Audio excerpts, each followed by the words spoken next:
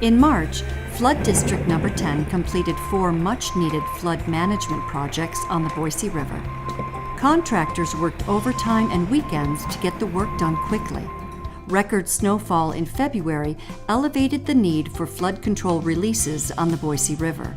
That gave contractors less than 2 weeks to complete the work. Yes, today is Saturday, and come Wednesday, we have the flood control releases for 2019 are going to begin. Once we got started, it's going very well. We're pretty happy with it. Epic flood flows on the Boise River in the spring of 2017 caused considerable stream bank damage, uprooted trees, and rearranged huge amounts of river rock during the flooding event.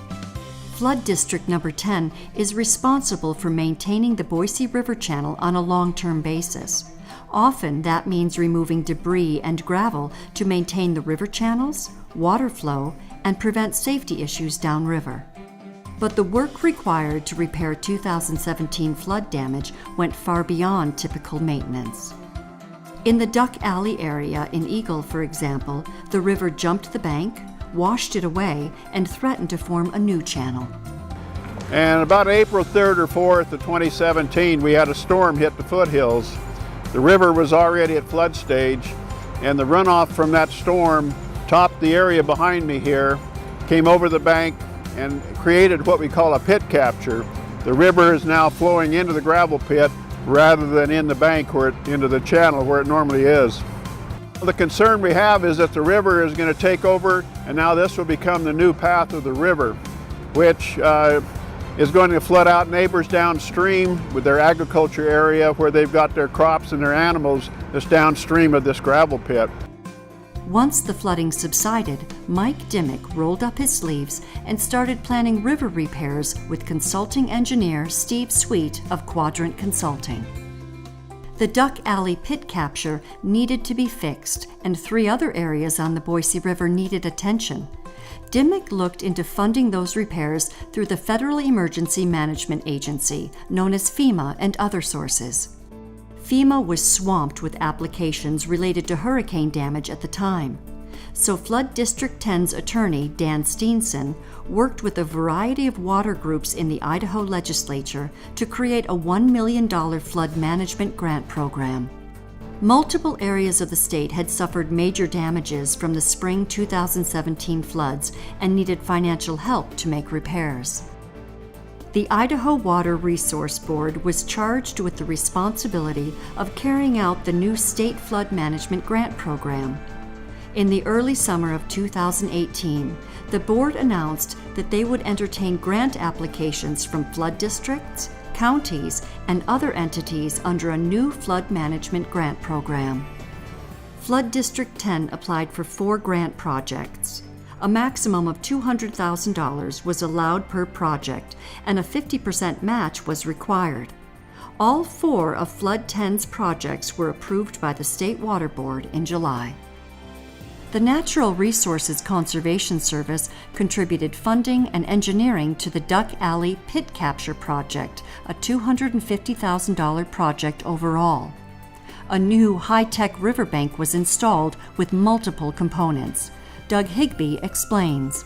This is a project that involves rebuilding a bank that was completely destroyed and putting it in so that not only is it stable and can survive another flooding event with water coming over top of the bank, we want to make sure that this project fits in with the ecosystem around here. So we've got willow plantings, cottonwood pole plantings, we have root wads put into the channel, and we're trying to make sure that with the grass seeding that will go on top of this project, in many years to come, when you come back here, it will just look like a natural part of the river system. The contractor for the Duck Alley project, Sun Rock, dumped multiple loads of large lava rock into the river to begin the foundation of the new riverbank. NRCS had the contractor drill in hardware to hold lava rocks together with cables along the stream bank. The root wads are for fish habitat. Higbee liked how the project turned out.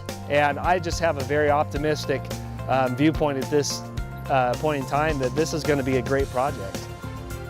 At the new Dry Creek diversion, Flood 10's contractors installed a rock weir to reduce river flow into a side channel that was undermining the Boise River greenbelt and threatened private property nearby.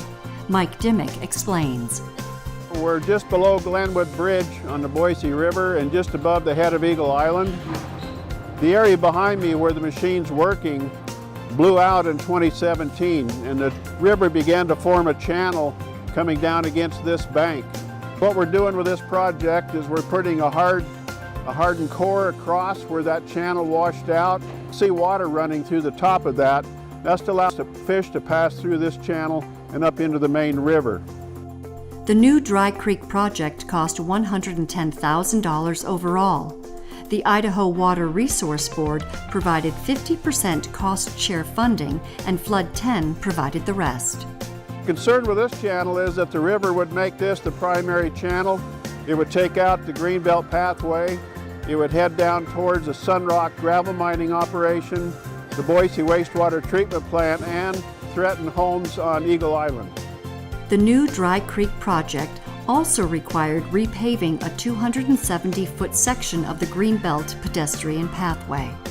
Both the new Dry Creek and Duck Alley projects were completed on time and under budget, saving the state and Flood 10 money. Flood 10 also completed a third project called the Porter and Mulcahy Project in the Caldwell area next to the Boise River. This was primarily a gravel removal project to reduce the pressure on a stream bank threatening private property. The $77,600 project was co-funded by the Idaho Water Resource Board's Flood Management Grant Program. The last project also involved gravel removal along the Boise River near Star to prevent damage and erosion to private property.